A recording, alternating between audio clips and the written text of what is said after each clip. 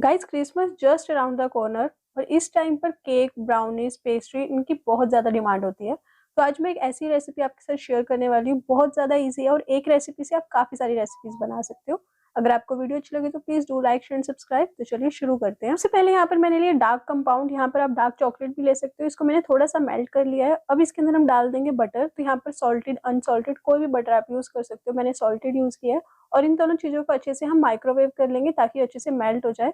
जब तक वो मेल्ट हो रहा है अपने ड्राई इंग्रेडिएंट्स को हम इकट्ठा कर लेते हैं। तो सबसे पहले मैंने लिया मैदा, फिर कोको पाउडर, फिर यहाँ पर हम लेंगे पिसी हुई चीनी, साथ में लेंगे हम बेकिंग पाउडर। बेकिंग पाउडर ना 1 चम्मच से थोड़ा-सा कम लेना है और इन सब चीज़ों को अच्छे से छान लेंगे। आपको एग्ज़ैक्ट रेसिपी डिस्क्रिप्शन बॉक्स में मिलेगी, तो वहाँ चेकआउट कर लेना। तो यहाँ पर जो हमारा कंपाउंड था और बटर था वो अच्छे से मेल्ट हो चुका है। इन दोनों चीज़ों को अच्छे से मिक्स कर लेंगे, कोई भी लम्प्स नहीं रहने चाहिए।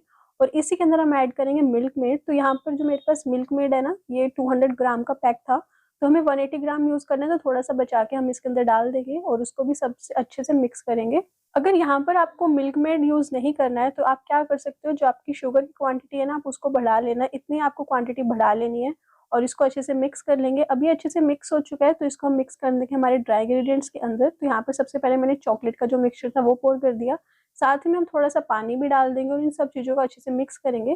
तो यहाँ पर मैं विस्कर की मदद से ना अच्छे से मिक्स कर रही हूँ। इसको हमें ओवर मिक्स बिल्कुल नहीं करना है और इसका जो बैटर होता है ना, केक के बैटर से लिटिल थिक होता है। तो जैसे हमारा केक का बैटर फ्लोई होता है, ये थोड़ा-सा आपको थिक टेक्सचर में दिखेगा। तो यहाँ पर देखो हमारा बैटर जो अच्छे से रेडी हो चुका है।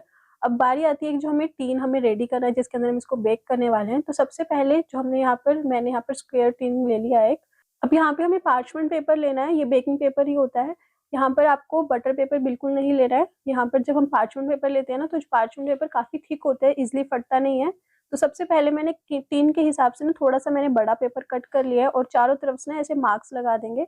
इससे क्या होगा, जब इसे हम डीमोल्ड करेंगे तो ईज़ी हो जाता है। केक की तरह हमें डीमोल्ड नहीं करना होता, ब्राउनी को मैं आपको आगे दिखाऊँगी कैसे डीमोल्ड करते हैं। तो यहाँ पे मैंने इसको अच्छे से लगा कर रख दिया है। इसमें हमें कोई भी बटर नहीं लगाना है। हम डायरेक्टली अपना ब्राउनी का बैटर इसके ऊपर डाल देंगे और इसको अच्छे से फ्लैट कर लेंगे। तो ये जो बैटर है ना, ये जो हमारा हमने यहाँ पर ब्राउनी का बैटर बनाया है, बिल्कुल बेसिक रेसिपी, आप इसी से वॉलनट ब्राउनी, नटेला ब्राउनी जो भी आप बनाना चाहो बना सकते हो। यहाँ पर हम क्रीम एंड कुकी ब्राउनी बना रहे हैं, तो उसके आगे का स्टेप हम कर लेते हैं। तो यहाँ पर सबसे पहले इसको मैंने साइड में रख दिया। अब यहाँ पर मैंने अलग बाउल में सबसे पहले मेल्टेड बटर लिया है, उसके अंदर हम डाल देंगे मैदा, साथ में पिसी हुई चीनी, चुटकी भर बेकिंग पाउडर और चुटकी भर बेकिंग सोडा। यहाँ पर जो हमारा बटर था वो सॉल्टेड था, तो इसलिए मैंने नमक नहीं ऐड किया, अदरवाइज़ आप चुटकी भर नमक भी ऐड कर लेना। और फिर यहाँ पर हम डालेंगे थोड़ा-सा वनीला एसेंस। तो यहाँ पर 1/4 टीस्पून मैंने वनीला एसेंस डाल दिया है। फिर यहाँ पर हम डालेंगे 1 चम्मच दूध और इन सब चीज़ों को अच्छे से मिक्स करके हम कुकी का डो रेडी करेंगे। यहाँ पर स्पून की मदद से हम इसका डो रेडी कर लेंगे, अच्छे से मिक्स कर लेंगे।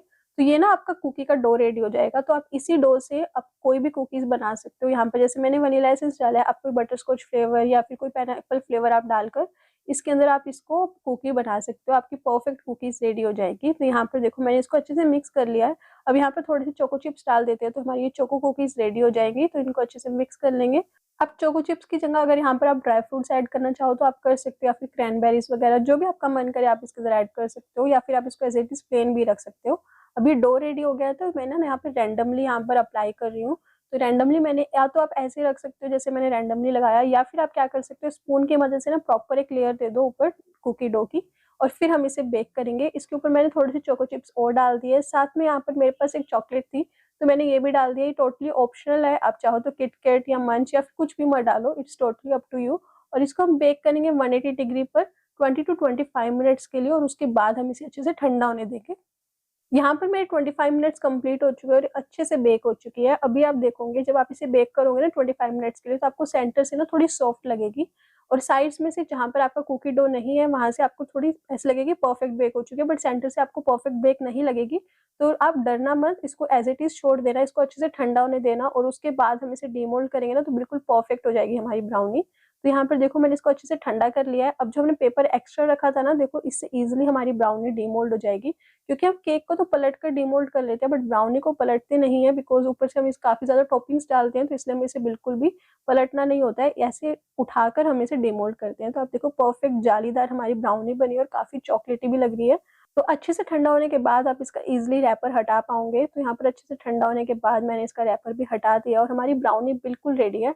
आप इसको एज इट इज़ कंज्यूम कर सकते हो या फिर किसी आइसक्रीम के साथ भी आप इसे टेस्ट कर सकते हो, बड़ी यम लगती है। बट यहाँ पर मेरे को मेरी मम्मी डैडी की एनिवर्सरी के लिए मैंने बनाई थी, तो यहाँ पर मैंने थोड़ी सी बटर क्रीम से इसकी डेकोरेशन की है। तो अगर आपको बटर क्रीम की रेसिपी चाहिए तो प्लीज़ मुझे कमेंट सेक्शन में बताना, मैं आपकी उसकी रेसिपी ज़रूर शेयर करूँगी। तो यहाँ पे मैंने व्हाइट और पिंक कलर की हल्की सी मैंने बटर क्रीम बनाई और उसको दोनों तरफ से डेकोरेट कर दिया।